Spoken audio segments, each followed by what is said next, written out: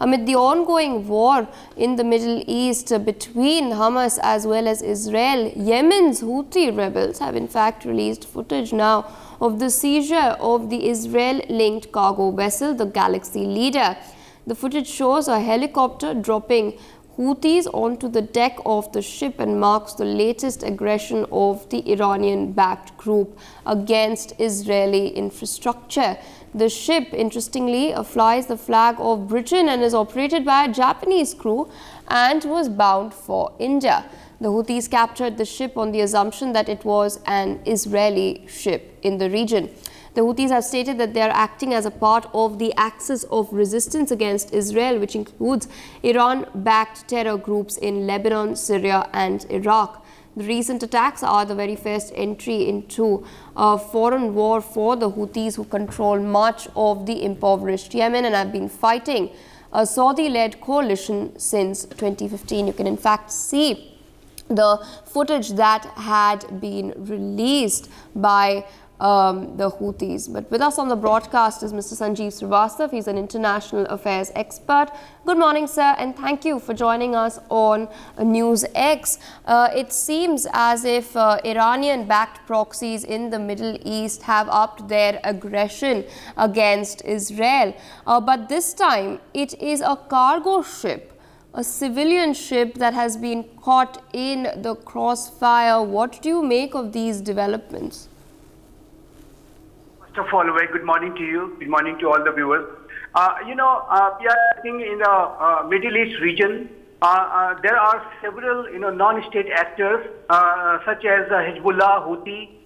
They are attempting their best to target Israel, and at a time when Israel is fighting a war against a terror outfit, Hamas.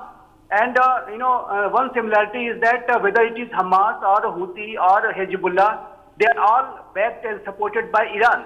So Iran they are Iranian proxies, and in this time they are attempting their best to indulge into the Israel's war against Hamas, and for that to do, they are doing all sorts of desperate activities, whether launching missiles and rockets from Red Sea, which had been shot down by the U.S. forces deployed there in the Red Sea, or when they did not succeed in firing those missiles and rockets inside Israel from the Red Sea, because it was, as I said, shot down by American forces there.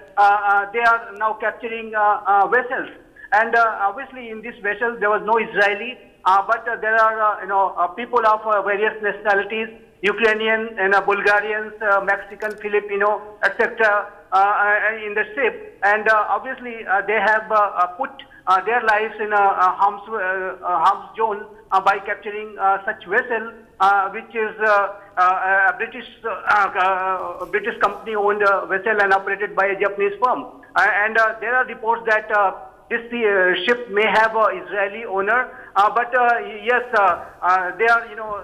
these are the desperate attempts by these terrorist outfits to indulge into Israel's war against Hamas, and they want to obviously target Israel. And their attempt has, from day one, been to carry out this kind of attack, and so that a polarization takes place, a normalization process in the Middle East region, which Israel was having with the Arab world, gets disrupted, and Israel gets isolated. So I think these are terrorist activities which will be, which will not be acceptable. Israel has strongly condemned this act, though there is no Israeli citizen out there in that ship. But yes, these Houthi and Hezbollah, they are attempting their best to indulge into this war against terrorism launched by Israel. But I think they will have to pay a very heavy price, these Houthi and Hezbollah, if they come up with larger designs to carry out any such attacks or conspiracies against Israel.